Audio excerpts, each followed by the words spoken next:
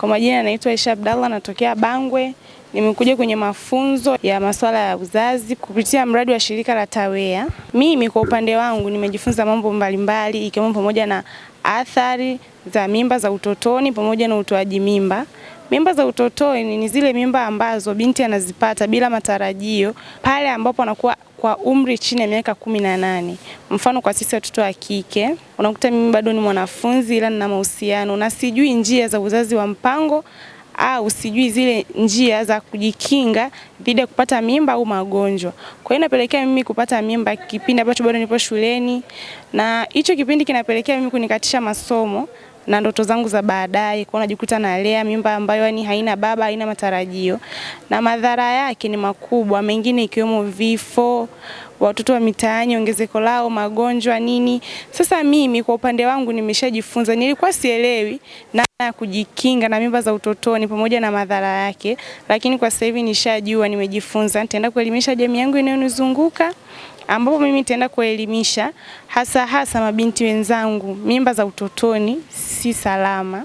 Mila na desturi sio vitu sahihi sana katika karne tuliyopo, kwa sababu unakuta mtu anaamini kwamba mtoto wake kaenda kutumia njia ya uzazi wa mpango. Kwa sisi wengine Waislamu wengine anasema ni dhambi. Hamna dhambi, kwa sababu pale inamsaidia binti kujikinga kwa muda fulani ili aweze kufikia malengo. Sio kwamba mila za utotoni eti sijui mimba za utotoni na hivyo kutumia njia za kujikinga nazo ni dhambi. Sio dhambi na wala sio kosa kisheria, kwa sababu hizo njia zinatusaidia sisi watoto wa kike kufikia malengo na kutimiza ndoto zetu. Kwa mfano mimi mzazi wangu ananiambia au naenda kituo cha afya, nesi, dokta, mtu wa huduma hanipi ushirikiano katika hizo njia za uzazi wa mpango. Najikuta mimi nakosa ile njia ya uzazi wa mpango, naenda kufanya afu nakuwa sijui yani njia za kujikinga nazo, naenda kufanya mapenzi kiholela huko, napata ujauzito. Ile hapa inanisaidia mimi kukosa ndoto zangu na haki zangu za kimsingi, pia hata kupelekea kifo muda kujifungua, unakuta umri bado mdogo nini. Kwa hizo mila na desturi zishapitwa na wakati, tuachane nazo. Kwa sasa hivi tunaenda na njia za uzazi wa mpango, ni salama kwa binti. Haijalishi ni yani haijalishi kwamba sijui ni Mkristo ni Muislamu, hazichagui dini wala kabila, sijui rangi, hapana. Uzazi wa mpango ni njia sahihi na salama kumweka mtoto wa kike kufikia malengo yake. Mimi kwa upande wangu napenda kuwashukuru sana TAWEA kwa kutupatia sisi elimu ya kujikinga na masuala mazima ya afya ya uzazi, na mimi naahidi kuwa nitakuwa provider mtaani kwangu, kwenye jamii yangu inayonizunguka, mabinti wenzangu, kuwapatia elimu hii ili waweze kufikia malengo na ndoto zao ziweze kufanikiwa. Kwa majina ninaitwa Hosea Jumanne Ntaziha.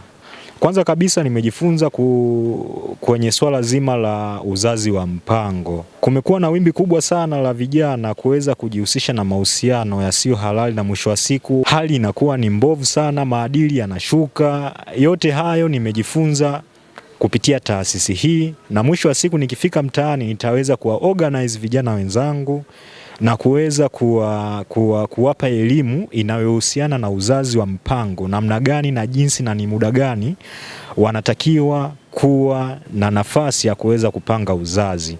Makundilika yamekuwa ni kigezo kikubwa sana katika kuweza kuipotosha jamii kwa ushawishi wao au kutokana na maadili waliokulia katika tamaduni zao. Mwisho wa siku imekuwa ni kikwazo kikubwa sana kwenye jamii yetu, na mwisho wa siku tumekuwa tukizalisha kizazi ambacho ni kibovu sana.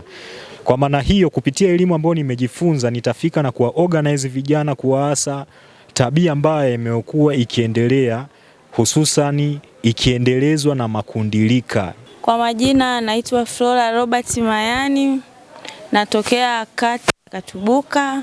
Tuna mafunzo ya siku 3 tuliyopata. Mafunzo hao yalikuwa yanahusiana na kujitambua kama kijana pamoja na afya ya uzazi. Kama kijana kuna umuhimu wa kujitambua, wewe ni nani, unataka kufanya nini kwa wakati gani. Na pia kwenye masuala ya afya ya uzazi tunaona kuna changamoto nyingi sana zinazotokana na magonjwa ya ngono ambayo yanaathiri afya ya uzazi kwa ujumla. Katika mazingira yetu na mitaa yetu tunayotokea, tunaona kuna vijana wengi, na sio vijana tu, kuna hadi watu wazima, mama zetu wanapitia changamoto nyingi sana kutokana na swala nzima la afya ya uzazi.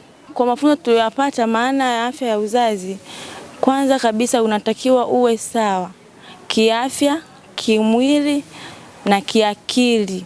Lakini endapo utakuwa haupo sawa kwenye mambo yote hayo matatu, huwezi kuwa na afya njema ya uzazi. Kutokana na elimu niloipata ndani ya mada hiyo ya afya ya uzazi, natumaini nitakuwa balozi na mwalimu mzuri kwa wenzangu, hasa katika jamii yangu inayonizunguka. Nitakuwa mwalimu bora na nitajitahidi kufanya kazi na rika zote. Japo ni ngumu kwenye jamii zetu kijana kwenda kuzungumza na mtu mzima, kumuelezea masuala ya afya ya uzazi, na wakati anajua kabisa anakushinda kiumri au hujazaa, kwa hiyo kukuamini inakuwa ni ngumu, lakini tutajitahidi kutokana na elimu tuliyoipata. Napenda kutoa shukrani zangu za dhati kwa TAWEA kwa mafunzo ya siku zote hizi 3. Nadhani nilikuja sifahamu mambo yote, lakini nimeondoka najua vitu vingi sana kuhusu na masuala hayo yote tuliojifunza. Kwa majina naitwa Kakolwa Mbaruku Kakolwa. Kiukweli nimejifunza vitu vingi kupitia mafunzo ambayo tulikuwa tunafundishwa hapa, hususan katika sehemu kuu tofauti tofauti, ikiwemo uzazi wa mpango kwa wanawake, kwa wanaume, tukishirikiana nao kwa pamoja. Swala la malezi kwa vijana, barehe na matumizi mazuri au sahihi ya mitandao. Nadhani tumegusa sehemu zote. Kuna baadhi ya vitu nilikuwa sivielewi, makosa ya kimtandao nilikuwa siyajui, na mengineo mengi sana nimejifunza, nimeelewa. Kiukweli nimekuwa na mtazamo chanya toka nimetoka kwenye haya mafunzo.